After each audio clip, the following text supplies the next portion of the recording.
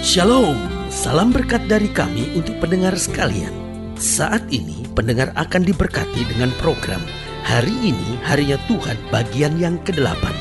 Sebuah program rohani tentang doktrin Alkitab yang menolong kita untuk semakin tertanam dalam kebenaran firman dan bertumbuh dalam kemuliaan. Bersama hambanya, Pendeta Gilbert Lumwendong, STH.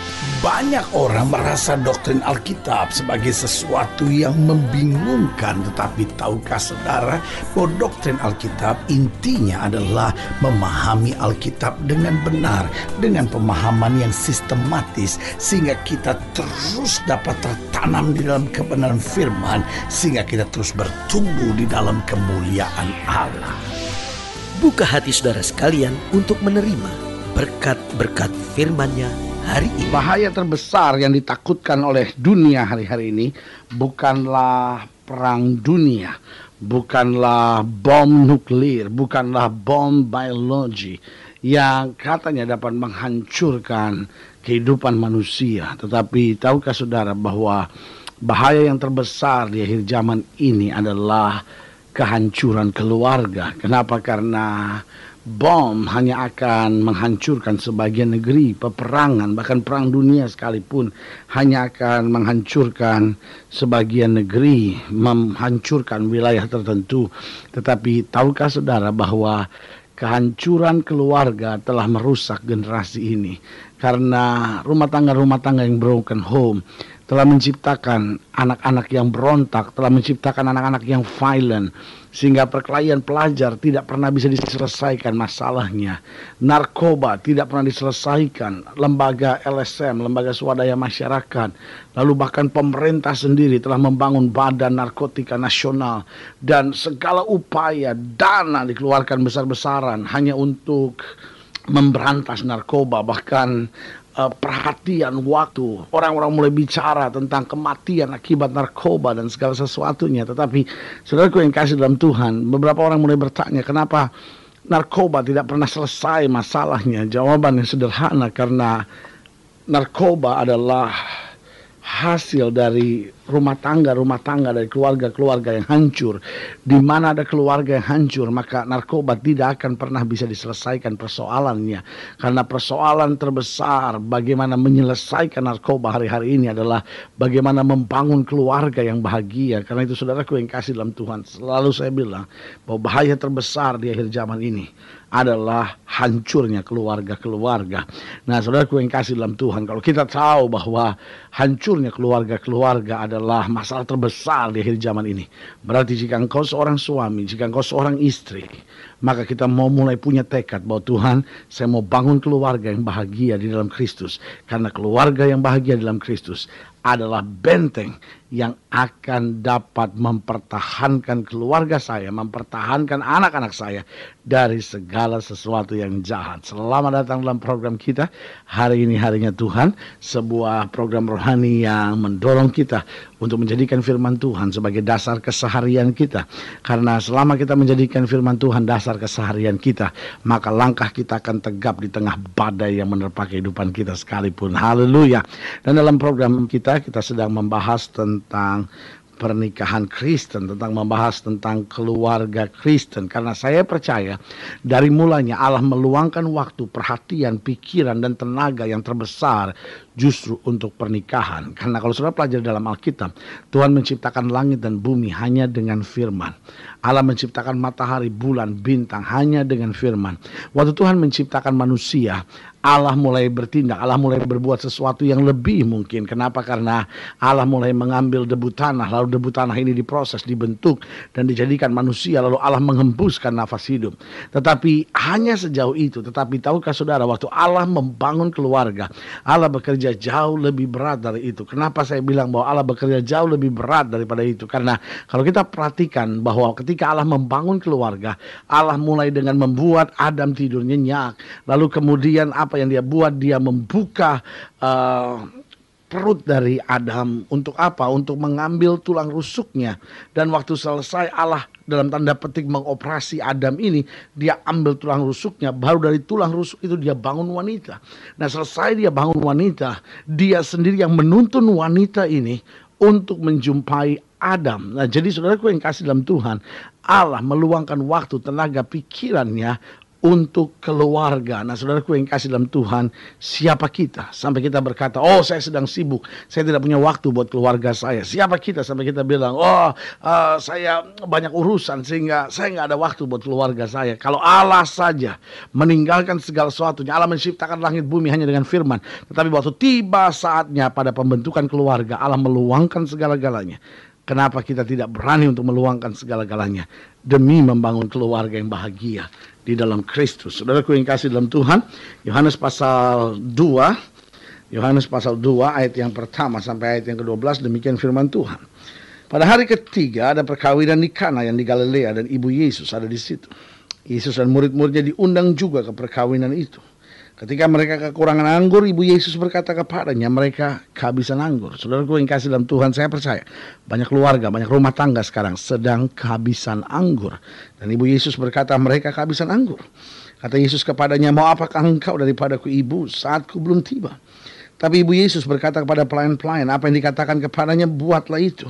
Di situ ada 6 tempayan yang disediakan untuk pembasuhan menurut adat orang Yahudi, masing-masing isinya 2-3 buyung. Yesus berkata kepada pelayan-pelayan itu, isilah tempayan-tempayan itu penuh dengan air, dan mereka pun mengisinya sampai penuh. Nah, saudaraku yang kasih dalam Tuhan, di sini kita lihat bahwa Yesus diundang sebagai tamu. Nah, ada banyak keluarga-keluarga mengundang Yesus hanya sebagai tamu. Tetapi yang menarik perhatian kita, waktu mereka ada masalah, mereka menempatkan Yesus sebagai tuan rumah. Mungkin saudara mendengar program ini dan berkata, kenapa mereka menempatkan Yesus sebagai tuan rumah? Karena saudara perhatikan di sini pada ayat yang ketiga, ketika mereka kekurangan anggur, ibu Yesus berkata kepadanya, mereka kehabisan anggur. Kata Yesus kepadanya, mau apakah engkau daripadaku, ibu, saatku belum tiba. Ayat 5, tetapi ibu Yesus berkata kepada pelayan-pelayan itu, apa yang dikatakan kepadamu, buatlah itu. Nah, saudaraku yang kasih dalam Tuhan, banyak pernikahan sekarang hanya tetap menjadikan Yesus sebagai tamu. Betul, mereka mengundang Yesus ketika pemberkatan nikah. Mereka meminta Yesus memberkati. Tetapi setelah itu mereka berjalan sendiri dengan maunya, dengan kekuatannya sendiri. Jadi kalau kita lihat kenapa banyak rumah tangga bermasalah hari-hari ini. Karena Yesus hanya sebagai tamu. Lalu yang kedua saya perhatikan kenapa banyak rumah tangga hari-hari ini bermasalah dan tidak di jalan keluar. Yang pertama sudah saya jelaskan buat saudara. Karena mereka hanya menempatkan Yesus sebagai tamu. Mereka pokoknya jalani maunya sendiri. Suami selalu berkata, loh saya maunya begini. Istri selalu berkata, loh saya maunya begini. Masing-masing mulai menuntut pasangannya. Suami saya harus begini, istri saya harus begini, anak-anak saya harus begini. Bahkan lebih parah lagi, tidak sedikit yang mulai membanding-bandingkan pasangannya.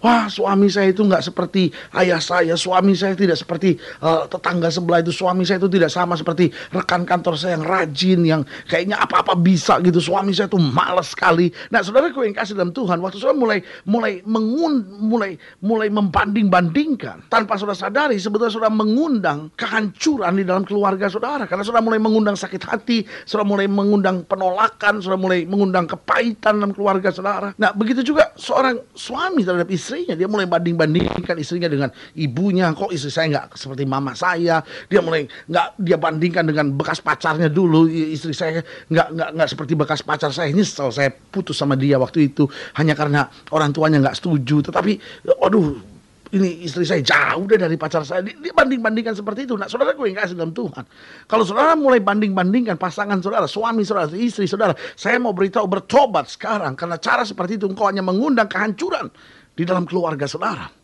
Nah, saudara gue yang kasih dalam Tuhan, juga terjadi dengan anak-anak. Orang tua mulai membandingkan anaknya dengan anak tetangga. Orang tua mulai membandingkan anak-anaknya dengan saudara sepupunya. Nah, saudara gue yang kasih dalam Tuhan, cara seperti ini tidak benar. Karena saudara mulai menimbulkan sakit hati. Yesus hanya dijadikan tamu di dalam keluarga itu. Dan masing-masing hanya berpikir tentang apa yang saya mau, apa yang saya inginkan, apa yang menyenangkan buat saya. Saudara gue yang kasih dalam Tuhan, jangan ubah pernikahan saudara menjadi tempat penjajahan.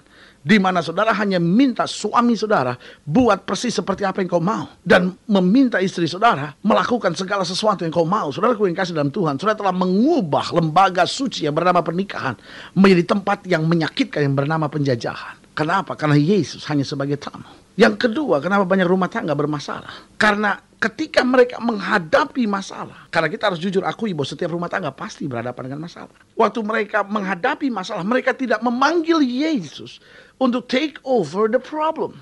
Mereka tidak meminta Yesus untuk mengatasi masalahnya. Mereka mau menyelesaikan masalahnya dengan kekuatan sendiri. Mulai dengan kemampuan, yang satu mulai teriak lebih keras, yang lain mulai teriak lebih keras lagi. Pendeta, habis istri saya kalau saya nggak bentak nggak pernah diam dia. Sebagian lagi Moses, istri saya tempeleng aja, pendeta, baru dia mau diam. Dan saudaraku yang kasih dalam Tuhan, engkau jahat jika engkau hanya mau coba menyelesaikan masalah dengan kekuatanmu sendiri. Akhirnya akan berakibat dengan kehancuran, penderitaan, dan kekecewaan. Tetapi saudaraku yang kasih dalam Tuhan, dengan tenang Ibu Yesus berkata mereka kehabisan anggur. Dengan lain kata, seluruh persoalannya sekarang ditumpahkan kepada Yesus. Seluruh persoalan sekarang ada di tangan Yesus. Apapun yang Yesus beri jalan keluar, itu yang akan terjadi. Nah, saudaraku yang kasih dalam Tuhan, setiap rumah tangga pasti menghadapi masalah. Kalau sudah mendengar program ini, sudah berkata, pendeta, rumah tangga saya sedang menghadapi masalah. Jawaban saya sederhana, bahwa setiap rumah tangga pasti harus menghadapi masalah. Bukan bagaimana kita menjaga supaya rumah tangga kita tidak bermasalah, tetapi bagaimana kita dapat menyelesaikan setiap masalah rumah tangga kita di dalam terang Kristus oleh anugerahnya. Mereka serahkan pada Yesus sekarang. Dan apa yang terjadi? Yang ketiga saya pelajari, bahwa apa yang seringkali membuat rumah tangga bermasalah dan tidak bisa terselesaikan. Yang ketiga saya pelajari, karena mereka tidak mau taat pada apa yang Yesus katakan. Saudaraku yang kasih dalam Tuhan, persoalan ini dapat terselesaikan. Kenapa? Karena Ibu Yesus berkata, pokoknya apa saja yang Dia perintahkan. Dengan lain kata, bisa kau taati atau tidak bisa kau taati, masuk akal atau tidak masuk akal, susah atau tidak susah, lakukan. Karena apa yang Yesus perintahkan kelihatannya nggak masuk akal sama sekali. Yesus bilang, bawa cedok air ini, bawa kepada pemimpin pesta. Saudaraku yang kasih dalam Tuhan, pemimpin pesta akan marah mendapat air cuci kaki untuk diminum di sebuah pesta. Tapi saudaraku yang kasih dalam Tuhan, Yesus nggak pernah salah. Kadang-kadang Tuhan mulai bilang, ampuni suamimu yang bersalah. Aduh Tuhan, saya nggak kuat Tuhan. Ampuni mertuamu yang menyakitkan. Aduh Tuhan, saya nggak bisa. Saudaraku yang kasih dalam Tuhan, waktu kita mulai bilang nggak bisa, kita mengunci tangan Tuhan sehingga Tuhan nggak bisa berbuat sesuatu. Tapi kalau kita bilang, Tuhan saya mau, maka Allah akan menyatakan kuasanya untuk memberi kekuatan buat kita. Haleluya. Saudaraku yang kasih dalam Tuhan, setiap rumah tangga ada jalan keluar. Setiap rumah tangga dirancang Tuhan untuk hidup dalam berkemenangan. Dan mungkin hari ini rumah tangga saudara sedang kehabisan anggur. Tetapi Kristus menyediakan anggur yang cukup buat setiap kita, agar rumah tangga kita senantiasa dalam berkat Tuhan. Tetapi ingat, jadikan Yesus sebagai tuan rumah. Dan ingat, biarkan Yesus mengatasi masalah saudara. Dan biar kita semua taat pada apapun yang Dia perintahkan buat kita. Kalau saudara ingin dilayani lebih jauh, hubungi kami melalui telepon, hubungi kami melalui surat, kunjungi website kami. Karena kami ada untuk membawa Bapak Ibu Saudara senantiasa lebih dekat pada Tuhan dan mengalami kasih kuasa mujizat yang luar biasa. Melalui program ini juga saya mau doa buat setiap saudara yang sakit, setiap saudara yang berbeban berat. Kalau saudara ingin didoakan secara khusus, saudara boleh taruh tangan kanan saudara di dada dan kita doa. Bapa, dalam nama Yesus, hamba doa buat yang sakit, yang berbeban berat, mereka yang rumah tangganya sedang goncang, mereka yang sedang kehabisan anggur dalam pernikahannya. Bapak, hamba berdoa dalam nama Yesus sehingga ada anugerah, ada kasih, ada berkat Tuhan yang mengalir luar biasa sehingga kembali rumah tangga mereka diberkati. Kemanisan boleh ada, mujizat kesembuhan boleh senantiasa terjadi. Di dalam nama Yesus kami berdoa. Haleluya. Amin. Saudaraku yang kasih dalam Tuhan, inilah akhir dari program kita hari ini.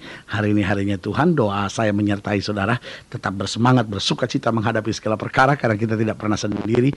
Yesus sumber kekuatan, gunung batu keselamatan kita. Sampai berjumpa pada program berikut, dan jangan lupa jadikan hari ini harinya Tuhan.